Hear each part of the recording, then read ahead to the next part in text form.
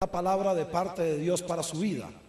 Y siempre le digo, Señor, ¿qué es lo que la iglesia necesita recibir? Pero con cada palabra, siempre cada palabra va intencionada. Hay una intencionalidad en cada palabra que entregamos en esta iglesia. Y no sé si usted a veces lo capta o no lo capta, pero cada palabra va dirigida hacia donde Dios nos quiere llevar.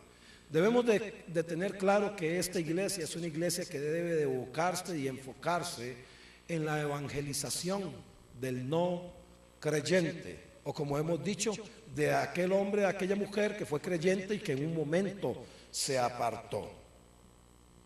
Y he venido mencionando algunas cosas, ¿verdad? Y hay una palabra que he compartido acá en todos estos casi 11 años que cumplimos ahora en enero, 2 veces.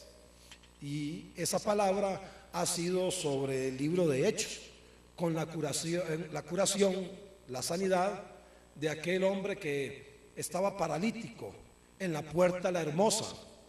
Y hablaba un término y le mencionaba a la iglesia que Pedro y Juan, cuando fijaron los ojos en aquel hombre, le dijeron: no tengo oro ni plata, pero lo que tengo te doy. Y le dijeron: en el nombre de Jesús, levántate y anda. Y mencionaba, ¿verdad?, que uno no puede dar lo que uno no tiene.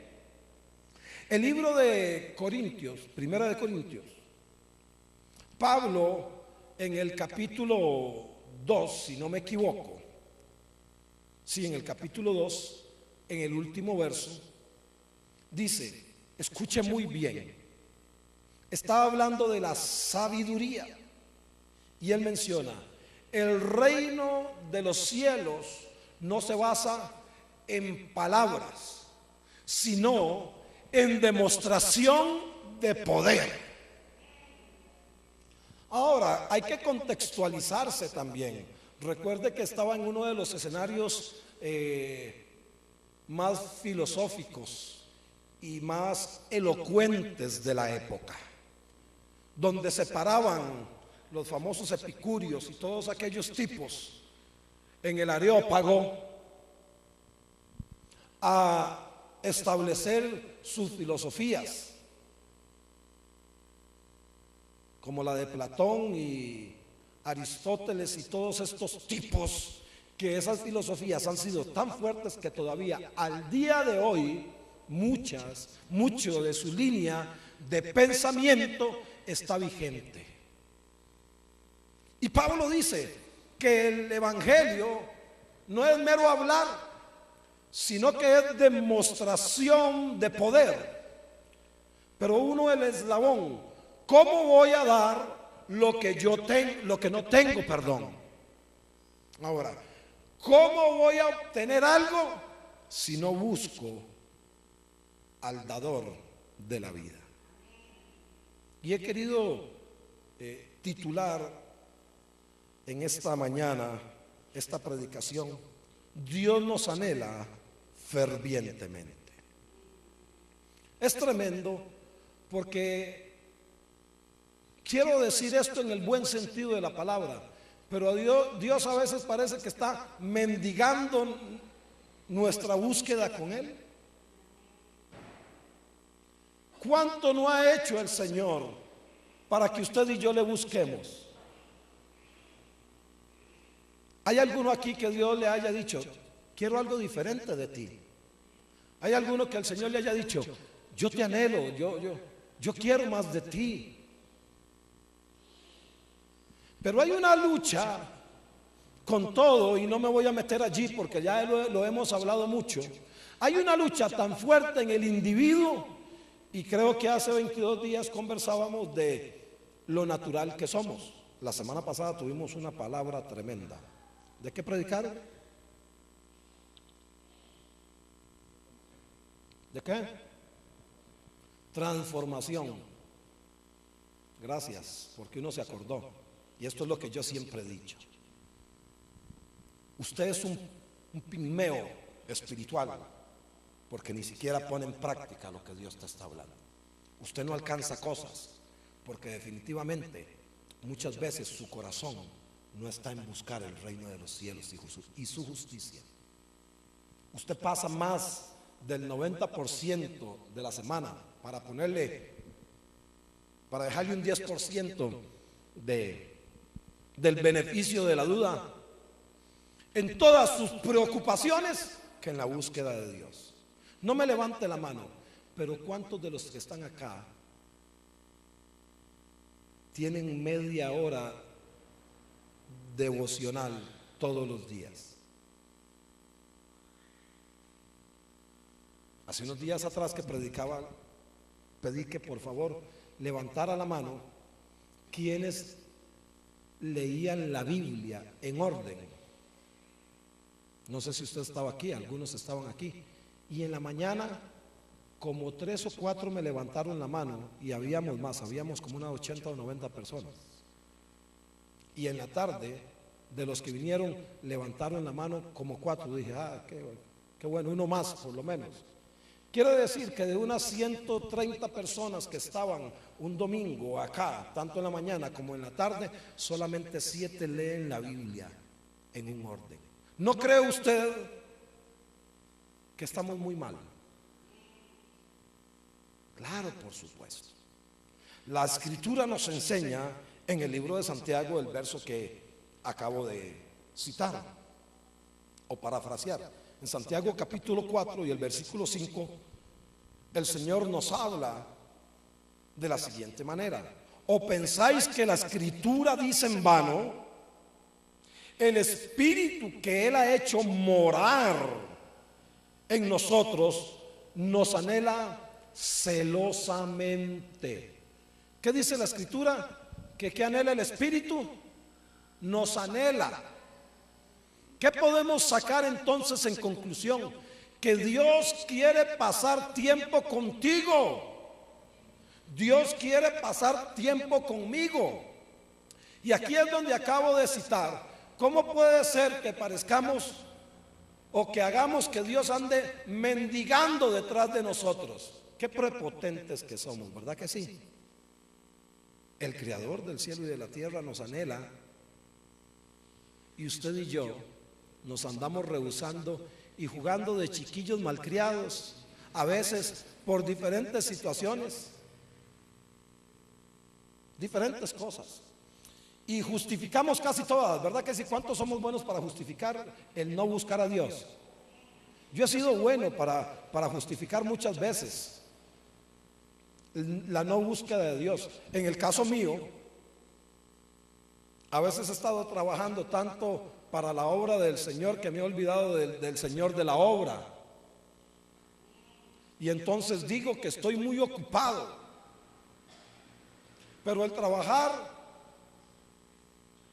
para la obra del Señor no me trae automáticamente vida de Dios. De hecho, a través de la historia podemos notar que hay un montón de gente natural, carnal, que ha trabajado, que ha ministrado, que ha presentado ofrendas, en el caso del Antiguo Testamento, delante de Dios. En el caso del Nuevo Testamento también lo vemos con los fariseos, con los saduceos, con toda esta gente, porque aunque usted no lo vea así, todavía era parte cuando Jesús vino. Hasta después de su muerte y su resurrección comienza el nuevo pacto. Antes de eso, Jesús está todavía en el antiguo pacto y les está diciendo: yo he venido a cumplir la ley. Yo soy el cumplimiento, soy el ejemplo del cumplir la ley. Y encontramos a todo este tipo de gente que eran los cabecillas de la iglesia, por así decirlo. Y Jesús les dijo: ustedes son sepulcros blanqueados. Ustedes son un montón de hipócritas. Algunos levantaron la mano y le dicen: no se equivoque, nosotros somos hijos de Abraham. Y Jesús les dijo: si ustedes fueran hijos de Abraham, las obras que Abraham hizo, ustedes harían. Oiga, Jesús no fue suave. Jesús no fue suave. No fue suave con nadie. Cuando vino el joven rico,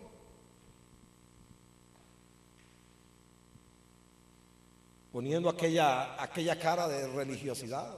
¿Qué tengo que hacer para heredar la vida eterna? Y el Señor le dice, bueno, cumple este y este y este mandamiento, ama a tu prójimo como a ti mismo. Todo esto lo he hecho desde que soy niño. Perfecto. Vaya, venda todo lo que tiene y repártalo a los pobres. Wow. Difícilmente va a entrar un rico, dijo el Señor, en el reino de los cielos. Más fácil pasar un camello por el ojo de una aguja. Y estaba hablando literalmente. Al final, cuando estudiamos eso, nos damos cuenta que estaba hablando literalmente. Algunos dicen que es que había una puerta en Jerusalén que llamaban, ¿cómo se llama? El ojo de la aguja, etcétera, etcétera. Me ha tocado estudiar un poco de esas cosas. Y no, el Señor estaba hablando de aquello. En aquella ocasión, en un momento determinado, cuando viene y le habla a los hombres que le dijeron, Señor, que lo buscaban en la mañana, y el Señor le dijo, ¿por qué me buscan? ¿Por qué me buscan? ¿Sabe qué les dijo? Ustedes vienen a mí porque se llenaron el estómago ayer, pero no me vienen a buscar a mí. Y ese momento Dios, a través de Jesucristo, le dijo a esta humanidad, la cosa no es fácil. Y ahí fue cuando los discípulos le dicen, Señor, la situación es dura. Y a los 12 que tenía ahí, a los 12 les dice, ¿qué de ustedes? Le hubieran dicho aquí en Pachuco, en Costa Rica, ¿no le cuadra? ¿Quiere jalar a alguno de ustedes? Si quiere se va. Wow, fue fuerte Jesús, ¿verdad que sí? Él nos ama, sí, pero no podemos decir simplemente de que nos ama y nos ama y nos ama y que Él no anhela algo de usted y de mí. La Escritura menciona en el libro de Efesios, que Él nos formó para la alabanza de su nombre, y no está refiriéndose a brinca, canta, danza alegremente su presencia. No está hablando de eso, para nada. ¿De qué está hablando? Está hablando de un estilo de vida que le agrade al Señor. ¿Que entra esa parte? Sí, también, pero no está allí. Ahora quiero que veamos algo importante. Dios nos creó a su imagen y semejanza. En el libro de Génesis, en el capítulo 1, verso 26 y 27, ¿qué enseña la Escritura? ¿Qué mencionó el Señor en la creación? Hagamos al hombre conforme a nuestra imagen. ¿Y qué más? Nuestra semejanza. Le dio la capacidad de señorear. Recuerde que Dios es Señor, y nos dio a usted y a mí la capacidad de señorear en esta tierra. La semejanza de Dios, para mi concepto, y le respeto a cada quien teológicamente, lo que quiere decir, va en dos líneas. Uno, la de señorear. Dos, la santidad. Por eso la iglesia, mi hermano, que sigue haciendo lo que le da la gana, pele el ojo. No se engañe. Y yo soy un pastor a veces que le digo las cosas y primero echo para mi saco, porque no crea que no me aplico la palabra para este lado. Yo me la aplico. Yo sé que si yo me descuido en un momento dado, puedo decir como Pablo, puede ser que pierda una salvación tan grande. Y algunos de nosotros andamos jugando todavía a la iglesita. No, pero Él nos formó a su imagen, a su semejanza. ¿Por qué? Porque Él nos ha anhelado. Él quiere que seamos su imagen. Wow. ¿Qué ocurre? Casi todos conocemos la historia también. ¿Qué ocurrió aquí? El hombre peca. Pero Dios le había alistado un huerto lindo, una casa. Su casa era el huerto del Edén. Y un día mencionaba acá, se imagina, Hugo, lo que es estar en el huerto del Edén y de pronto toparse al Señor de frente. ¿Cómo así? Sí, así era. ¿O no lo dice la misma historia cuando Adán y Eva pecaron? Dice, y los llamó. Oiga, el Señor, ¿dónde viene? ¿Y qué fue lo primero que hicieron? Se escondieron para que el Señor no los viera. Como que si no supiera el Señor, ¿verdad? Pero usted sabe qué lindo, la casa que había preparado para esta descendencia. Por eso yo he mencionado aquí que el día que si en todas las misericordias del Señor yo pienso que Adán está allá, lo voy a ir a agarrar del pecho, mi hermano. Porque por Adán y por Eva nosotros pasamos todo lo que pasamos. Si no fuera por Adán y Eva y no hubieran permitido que ese pecado entrara, no hubieran declinado, usted y yo estuviéramos en el Edén, mi hermano, conforme la Escritura dice que va a ser restaurado. Qué lindo, ¿verdad que sí? Va a ser restaurado, va a ser de nuevo esa comunión del individuo con el Creador. No sé si usted tiene su mente clara bíblicamente. Para algunos esto puede ser un cuento. Para algunos puede ser una historia. Algunos que se han criado, o si se han criado en la iglesia, puede ser una historia que les cansa, que intelectualmente se la saben, pero que espiritualmente no han conocido a Jesús en sus corazones. Ahí es donde muchas veces confronté a mis hijos y les dije: usted debe de entender que aunque haya nacido en la iglesia, debe de entregar su corazón a Cristo. Un día de estos tomé a uno de mis hijos en esta semana y llegó a la cama y se acostó conmigo allí. Y entonces le dije: usted entiende que usted primero fue creado por Dios, número uno. Número dos, usted entiende que usted fue consagrado a Dios para servirle y que necesitas buscarle y volverte más fuerte en la búsqueda del Señor.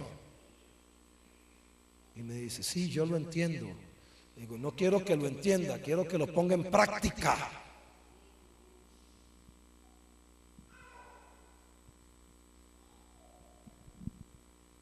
Y estando en aquella casa tan linda, mi hermano, ahí era como la canción del Rey León. Sin preocuparse, es como hay que vivir, a vivir así. Yo aquí aprendí Hakuna Matata. Era un Hakuna Matata. Oiga, el Señor les daba todo. El Señor les había puesto en Edén todo. ¿Cuántos están cansados esta semana de trabajar?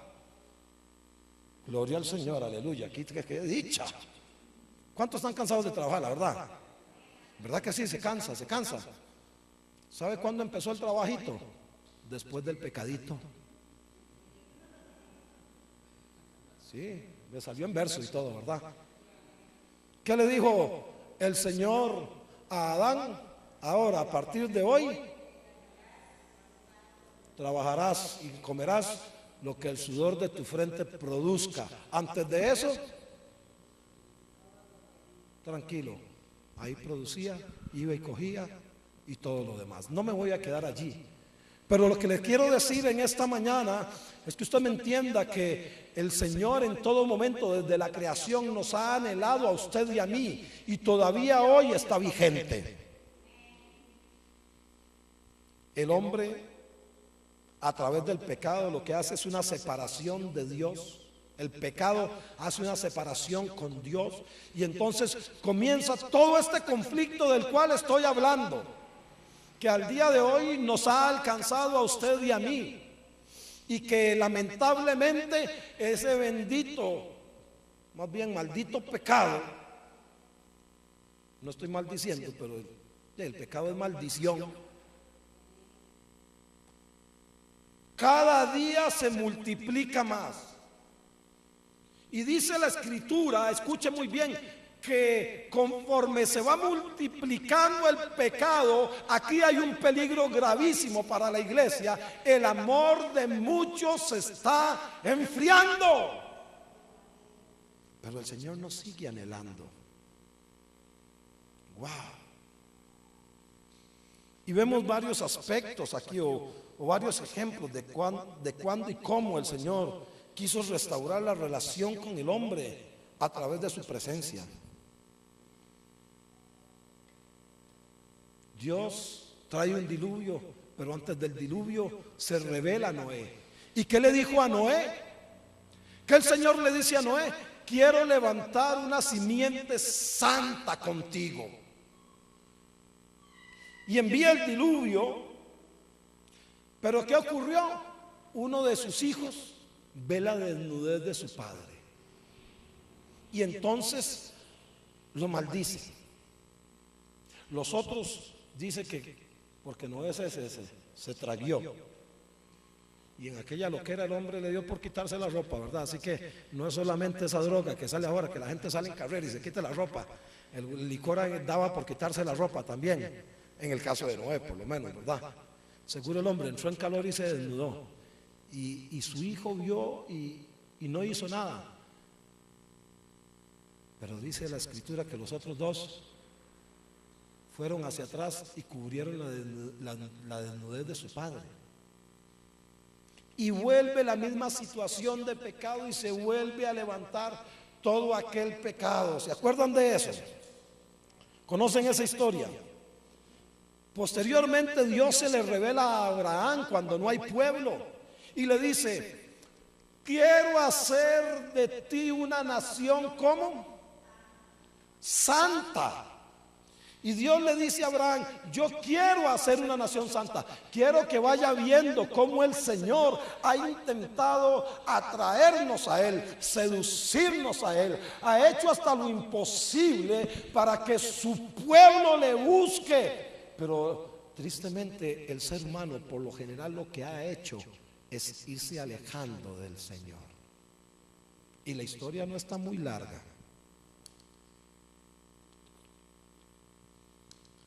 Yo quiero hacer de ti una nación santa. Sal de tu tierra, sal de tu parentela. Ahí encontramos un ejemplo increíble, ¿verdad? Cuando inclusive está la destrucción de Sodoma y de Gomorra, y hay otra ciudad por ahí también circunvecina. ¿Qué había ocurrido?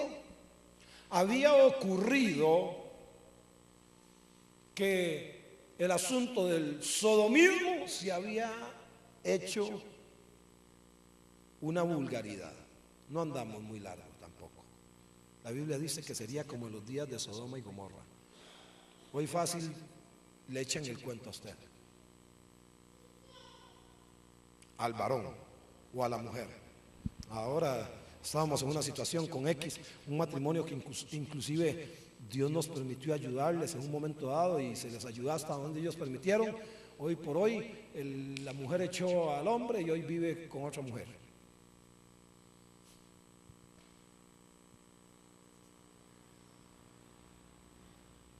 Tremendo, ¿no? Y la iglesia dice: es que eso ahora se ve tan normal. No, señores, eso no es normal. Yo un día de esto le dije a ustedes: mucho cuidado con estar viendo el pecado normal, porque te vas a embarrar de pecado. No es normal, mi hermano. No va conforme a la vida de Dios.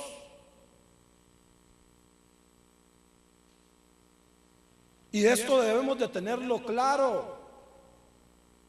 Y aquí es donde he hablado con algunos y le he dicho: analice su vida delante de Dios y comience a sacar, por así decirlo, en una parte figurativa, los baales que tiene usted. Voy a hablar figurativamente también para los que conocen la historia. Espero que conozcan la historia. No tengo baales, pero todavía quemo incienso en los lugares altos. Porque el pueblo de Israel en un momento dado metió los baales, inclusive delante del templo, pero quitaron los baales, pero nunca quitaron el incienso, que no era agradable delante de Dios, y entonces dejaron cosas todavía ahí. Y usted y yo debemos de entender que el Señor no quiere que eso ocurra en nuestra vida. Amén. Se le revela a Abraham. Después de que pasa todo aquello, el pueblo va a Egipto y comienzan a clamar. y Dios se le aparece a Moisés en aquella zarza. Hemos visto la película, casi todos, ¿verdad? De Moisés, que es bonito y todo lo demás, pero el Señor se le revela a Moisés porque tiene ese plan con su pueblo, porque lo anhela, porque desea que su pueblo tenga esa cercanía con él y que su pueblo lo conozca. Aló, me está escuchando en esta mañana. Anhela que su pueblo le conozca. No es un Dios lejano, es un Dios de cerca. Él quiere una cercanía contigo y conmigo. Y a través de la historia estamos viendo, vamos a ver un poco más cómo Él ha comenzado una y otra vez a revelársele a su pueblo, aunque su pueblo ha sido rebelde. Y le aparece a Moisés y comienza toda aquella situación. Al fin y al cabo le dice: sea majadero, vaya y punto. Va Moisés, ocurre todo lo que ocurre allá en los 40 años en el desierto, etcétera, etcétera, etcétera, ¿verdad? Y resulta que le dice a Moisés: ¿sabe qué quiero? Quiero morar con ustedes. Ay, mi hermano, qué duros que somos a veces. Quiero morar con ustedes. Hazte un tabernáculo.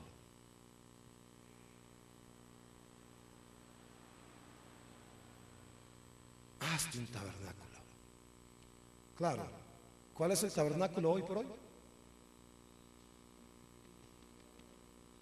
Yo, usted es el templo. Pero el Señor le dice: quiero morar con ustedes, prepárate un tabernáculo. Que hemos hablado mucho de este tipo, que me encanta el que lo entendió. David lo entendió. David entendió aquello de una forma tan clara, y hemos hablado, inclusive hablábamos en estos días del por qué el corazón de David era un corazón conforme al Señor, porque él anhelaba la presencia del Señor, porque a través de la vida, y aunque falló, en todo momento vino y se presentó delante de Dios y le dijo: Señor, limpia mi pecado, lávame con hisopo. Algunos no saben ni qué es hisopo ya, ¿verdad? Solo los más viejillos. ¿Cuántos lo lavaron con hisopo aquí? ¿Cuántos tuvieron que lavarse con hisopo, verdad? Era concho el bendito hisopo ese. Él ponía tieso y había que dejarle un rato al agua para que no fuera tan duro. Y está diciéndole David: lávame con hisopo, emblanquece mis pecados y serán más blancos que la blanca nieve. Wow, él sabía quién era su Dios. Y allí el Señor le dice: quiero morar con ustedes, señores. Entiéndase que quiero morar con ustedes. Por eso antes mencioné, y lo voy a mencionar por tercera vez, casi está mendigando el Señor que le permitamos. El Creador, tu Señor, el que te formó, el que si fuera un Dios malo hubiera consumido esta tierra, pero aún en el evento que acabamos de hablar del diluvio, hizo una promesa, hizo un pacto que nunca más volvería a hacer algo así. Aunque, mi hermano, un día va a venir el fin de esta humanidad, va a venir el fin de esta tierra, va a haber un cumplimiento. Hay señales muy claras. Hay cosas que están clarísimas. Una de las señales es que en los postreros días la tierra se calentará. ¿Cierto? ¿O usted cree que este cuento de la capa de ozono y todo no es bíblico? Los científicos pueden decir un montón de cosas, pero es parte de lo que la Biblia había citado ya hace mucho tiempo. Sí, ya algo tiene que ocurrir. La ciencia tiene que buscar algo y tiene que pasar algo científico, por supuesto. Pero ahora tenemos un desorden que ya no se sabe a veces ni cuándo es verano ni cuándo es invierno. Había lugares donde no llovía y era seco, y hoy hay lagos, y hay lugares donde había lagos y ahora está seco. Los polos se están derritiendo. Se dice que Miami, y no andamos muy largo con el Miami de nosotros, que es Punta Arenas, ahí va a desaparecer. A lo que me refiero es que es algo chiquititito, mi hermano, eso se llena. Ya Caldera es un problema. Ya nos damos cuenta que ahorita esa carretera hay que irla haciendo un poco más arriba, porque ya tenemos unos 3 años donde comienza aquella marejada y comienza a inundarse. Acuérdese, tal vez yo no esté vivo o usted tampoco, pero Punta Arenas un día de estos se va a aterrar de agua de nuevo. Miami, dicen los científicos que va a terminar aterrada de agua, porque donde los polos, a veces no entendemos la magnitud, las montañas de hielo que hay ahí congeladas y se están derritiendo, y entonces comienza a elevarse el nivel del agua.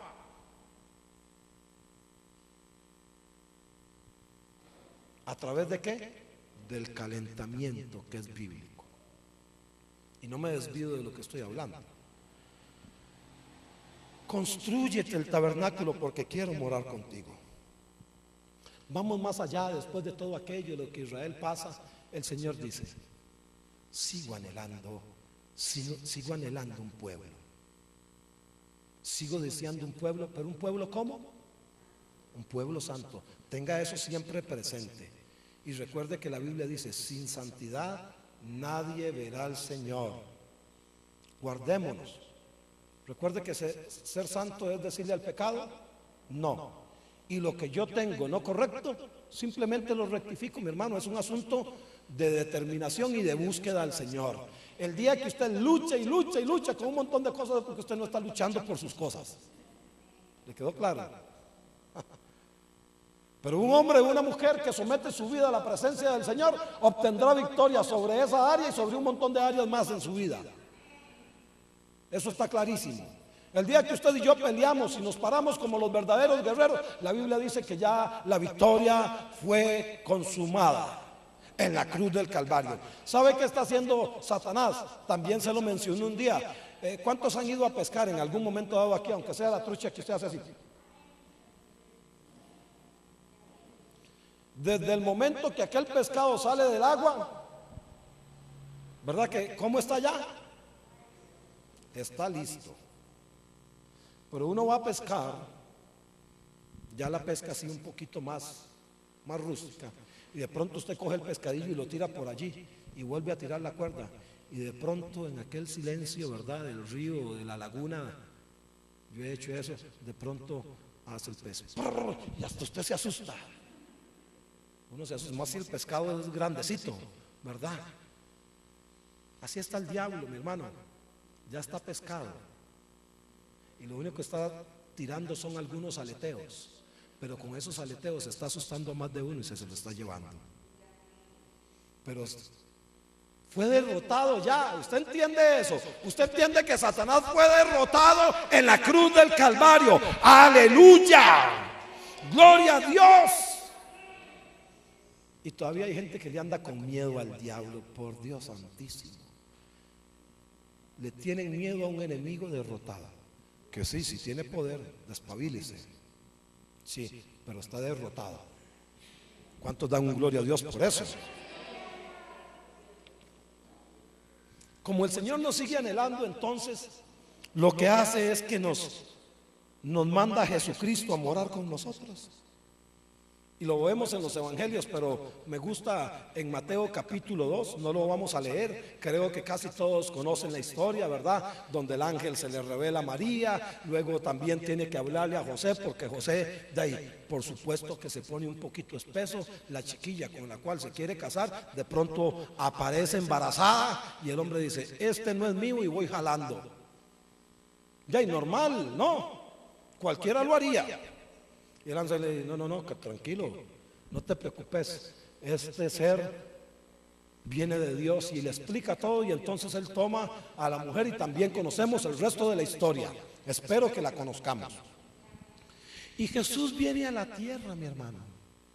Oiga, y aquí es donde dice que, es que hay un término que es como un trabalenguas, tabernaculizó, lo dije bien, yo que es como un trabalenguas.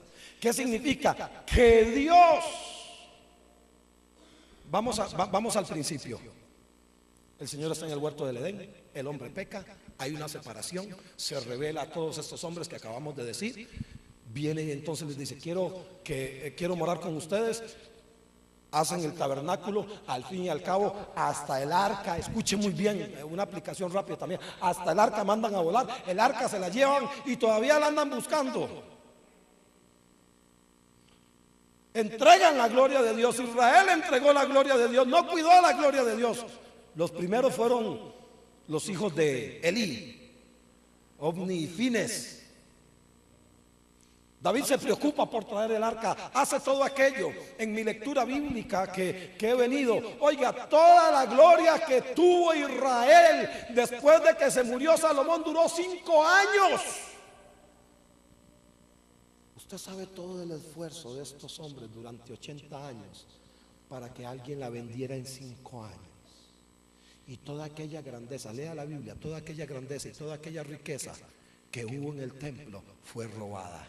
¿Por qué? Por eso le dije una aplicación rápida, porque el pueblo de Dios se apartó del Señor. Y recuerde que el Señor siempre ha dicho que cuando su pueblo se aparta de Él, ahí va a tratar con Él. Algunos hasta miedo le da a decirle, Señor, trata con fulano de tal.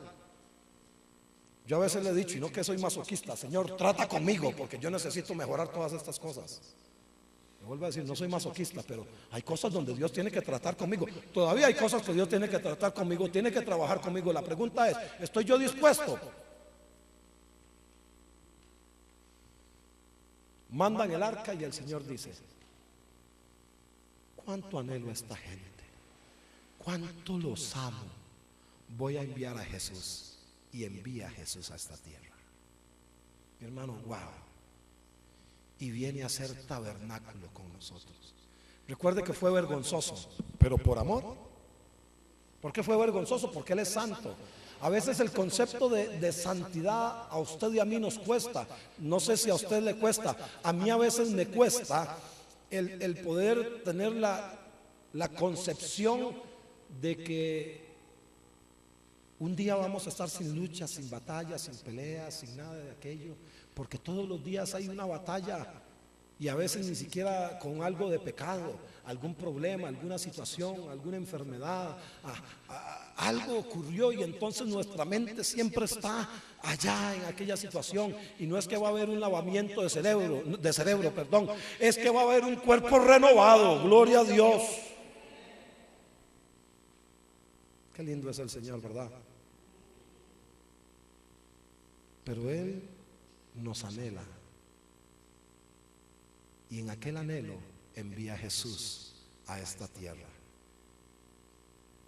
Y Jesús nos dice, sí pueden obtener la victoria. Yo vengo en mi humanidad. ¿Cuántos hemos dicho? Pero era Jesús. ¿Cuántos han dicho eso? Jesús Adrián Romero dice, no es como yo. En una canción dice, no es como yo. Y usted dice, sí, tiene razón ese caramba, dice, no es como yo. ¿Cómo usted me va a pedir a mí que yo sea como Jesús?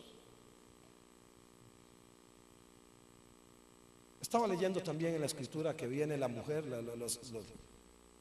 la mamá de los hijos de Zebedeo, y le habla a Jesús y le dice, Jesús, ven acá. Cuando esté en tu reino, vos podés hacer que los hijos míos uno se siente a la derecha y el otro a la izquierda. Qué petición, ¿verdad? Más apuntaba alto la señora. Estaba intercediendo por sus hijos, ¿verdad? Y claro, ¿cómo actúan los otros 10?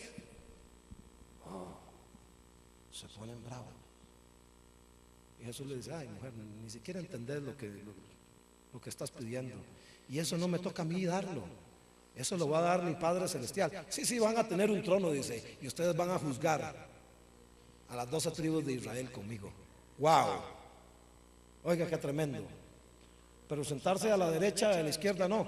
Pero antes de decirle eso le dice, le menciona, ustedes van a padecer lo que yo padezco, sí, lo que yo voy a padecer. ¿Y saben qué? Y aquí es donde quiero llegar. Y con el bautismo que yo soy bautizado, ustedes también serán bautizados. Pero sentarse a la derecha y a la izquierda, dice, eso solo le toca a mi Padre. ¿A dónde es el punto al que voy? Mi hermano, es que el mismo bautismo que estuvo en Jesús está en nosotros si lo buscamos fervientemente. Hemos hablado muchas veces del servicio al Señor. ¿Cuántos anhelamos servirle al Señor? Vamos a tomar a Jesús como ejemplo, ¿verdad que sí? Qué lindo, para el servicio al Señor. Recuerde que ¿qué fue lo primero que hizo Jesús antes de empezar su ministerio? ¿Qué hizo? ¿Cuántos días? Bueno, los que dijeron que sí querían tomar el modelo de Jesús como inicio de ministerio, aquí es ayunando 40 días y 40 noches. ¿Y cómo vino Jesús? ¿Cómo vino Jesús del desierto? Hemos predicado del desierto, de que el desierto nos desgasta, de que el desierto nos cansa, de que el desierto nos quita a nosotros toda la vitalidad, de que el desierto y de que el desierto nos forma y que levanta nuestro carácter. Pero nadie ha predicado que después de que usted está en el desierto buscando la presencia del Señor, dice la Biblia que Jesús vino en poder. Wow. ¿Ve la diferencia, mi hermano, del énfasis que muchas veces usted y yo debemos de usar? ¿Desgastó el desierto a Jesús o lo fortaleció? ¿Pero qué estaba haciendo Jesús en el desierto? Estaba buscando la presencia del Señor. ¿Qué hacemos nosotros en el desierto?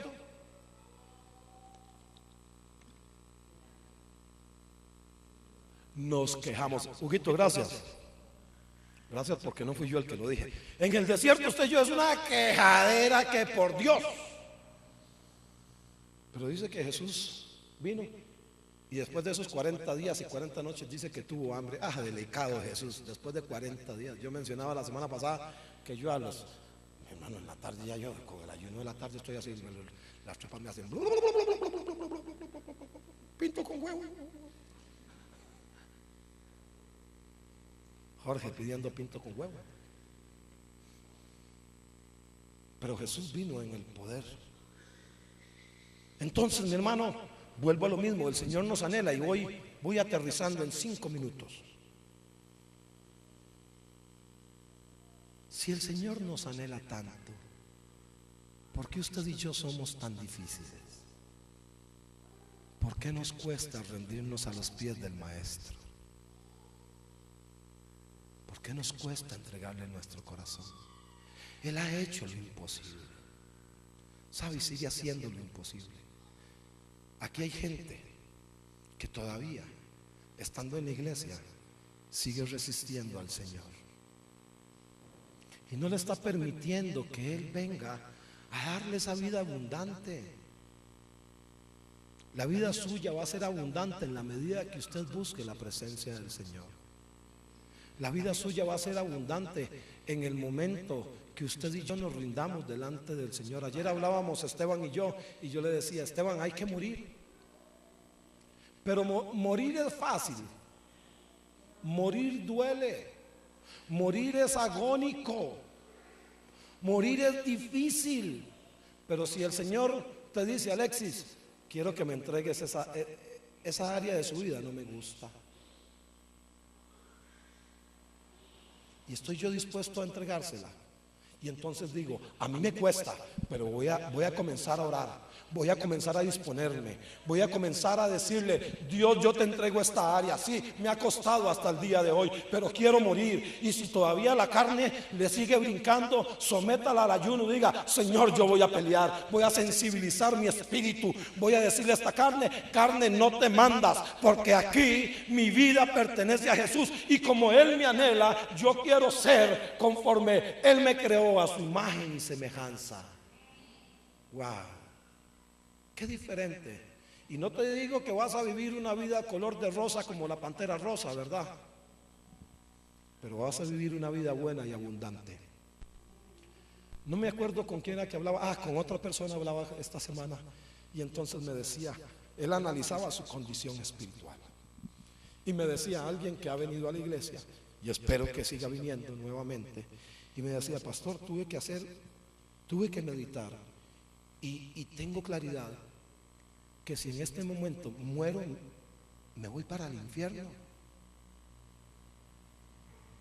Oiga, una persona que ha estado en la iglesia y no 3 meses, me voy para el infierno. Y entonces yo le decía: ¿qué es lo que debes de hacer? Buscar la presencia del Señor. Y entonces le apunté rápidamente 3 o 4 cosas que le habían afectado en su vida y habían sido una barrera, que todas eran situaciones terrenales por las cuales su corazón estaba dolido y no le permite al Señor trabajar en su vida.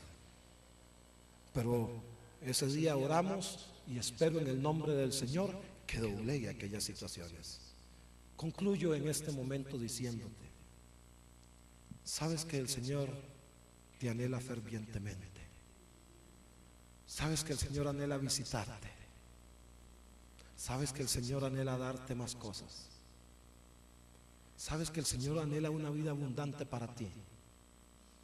Sabes que el Señor no quiere que tus hijos se pierdan. No sé si lo comprendes, que el Señor quiere bendecirte también económicamente. Yo no te estoy diciendo que te va a dar un montón de riquezas. Si te las da, gloria a Él. Aleluya. Que Dios te bendiga. Pero el Señor no quiere que usted ande mendigando. Él no quiere. En aquellos que entreguen su corazón y su voluntad a crecer en el Señor, entonces comenzarán una vida más abundante, con algunos problemas. Pero ese tipo me decía, la historia del tipo es: pastor, yo entiendo que hay muchos problemas que no van a cambiar, pero no es lo mismo si estoy con Cristo o si estoy sin Cristo.